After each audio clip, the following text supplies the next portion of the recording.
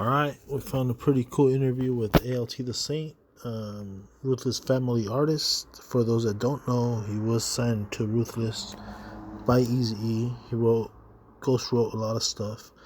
But anyways, make sure you subscribe to Dusty Vision TV. They are the ones who provided this interview, so check that out. It's pretty cool. Here's a little sample. And on the line, we have ALT. What up, ALT? ALT, man. What you doing on the boulevard, loco? You were signed to Ruthless Records. How the hell did that happen? He said, how do you feel about ghostwriting? You mentioned Kid Frost battled Ice-T. Were you there? Yeah, I've seen many of them. Because this is for the rockstar. Did you ever find it hard being in a predominantly African-American music genre, being a Latino? What do you remember about Lighter Shade of Brown? It was me, Shiro, and the homies, a lighter shade of brown. Did you ever make music or deal with Brownside? Thinking back at the hood with some crazy vatos. Got some handles lined up, pero pa más a rato. Tucker was cool people. He had some beef with Frost, but not with us. Take me back, man. 80s, 90s, we're talking. What was LA like specifically, your environment like growing up?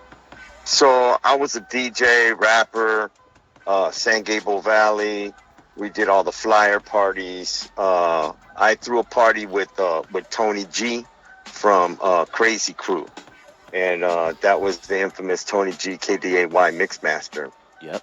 And that's how I got to know Tony. But I was just a kid. I think I was about 15 years old, maybe. Well, when I threw the party with him, I was about 16 years old, and we started making demos, and we were like party battle MCs. We go battle everybody around the San Gabriel Valley, and watch Kid Frost rap, and go watch him battle Ice-T, and go down to the Casa Camino Real and watch. Get in with fake IDs and watch Tony G battle and DJ. And nice. Around Monte, we had parties on Cherry Lee and Crazy Crew parties. We'd go and watch Tony DJ and Kid Frost rap. And sometimes we'd get to rap. And, we just did it like that until I got a demo together and Tony started having a little success. And, he was producing the Booyah Tribe. And he produced a cat by the name of Mellow Man Ace. And Mas Bingon came out. And when I heard Mas Bingon, I was like, damn, that record's the shit, right? So let's try and get back in touch with Tony G. That's that cat. That's when we threw parties with him. We know him. So he had a record store right there on Peck and Lower Azusa. Okay. And it was a record store / he rented DJ equipment and stuff. And I remember I went down and his cousin Juan was working it, and Tony was DJing for what's his name? Bust a Move. Young MC. Young MC. He was DJing for Young MC. He was on tour. I took my demo tape down to Tony, and I was like to the record shop, and I was like, "Yo, what's up? Where's Tony?" He said, "He ain't here. He's on tour." I said, "Well, here I have a demo tape I want to hear. Tell him, remember ALT. I threw a party with him back in the days." He said, all right, I'll tell him about you. I came back every week. He's still on tour. No, he's still on tour. Finally, I don't know how long went by, but probably a couple months. I walked in, and they had to be like, damn, this kid is just like a pain in my ass. And he said, he's here. He heard your demo tape, and he told me to tell you if you were to come on in to get your phone number. So I did. Tony called me and said, come on down to the record shop. And I did. And he said, so what do you want to do?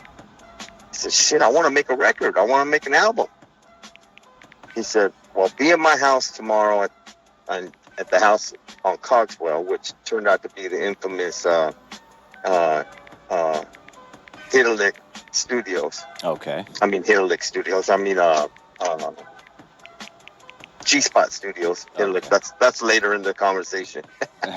Yeah, but Cogswell and everybody ended up recording there throughout the years. But I showed up, and I started reading my rap that I had wrote. He gave me a beat, and I started reading off the paper, and he said, stop.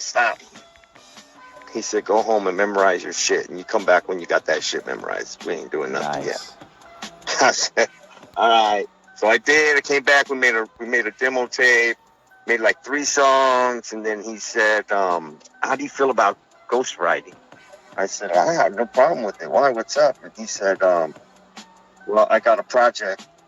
Someone just got signed to Virgin Records, and he's a Latino artist like yourself, and I want to get you involved on his project. And it's Kid Frost. I go, Kid Frost? He said, yeah. I was a fan.